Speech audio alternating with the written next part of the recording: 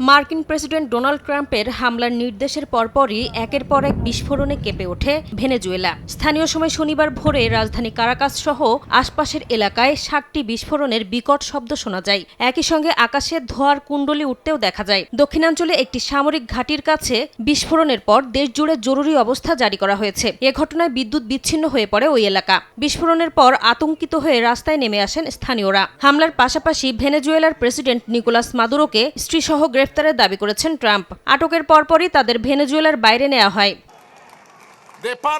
একে মার্কিন সামরিক আগ্রাসন উল্লেখ করে হামলার তীব্র নিন্দা জানিয়েছেন ভেনেজুয়েলার প্রেসিডেন্ট নিকোলাস মাদুরো। এক বিবৃতিতে রাজধানী কারাকাসের পাশাপাশি মিরান্ডা, আরাগুয়া ও লা গুয়াইরা রাজ্যে সামরিক ও বেসামরিক স্থাপনায় হামলা চালানোর কথা জানান তিনি। এই হামলাকে ঔপনিবেশিক যুদ্ধ আখ্যা দিয়ে যেকোনো আগ্রাসন আন্তর্জাতিক শান্তি ও স্থিতিশীলতা, বিশেষ করে লাতিন আমেরিকা ও ক্যারিবীয় অঞ্চলের জন্য গুরুতর হুমকি বলে মন্তব্য করেছে দেশটি।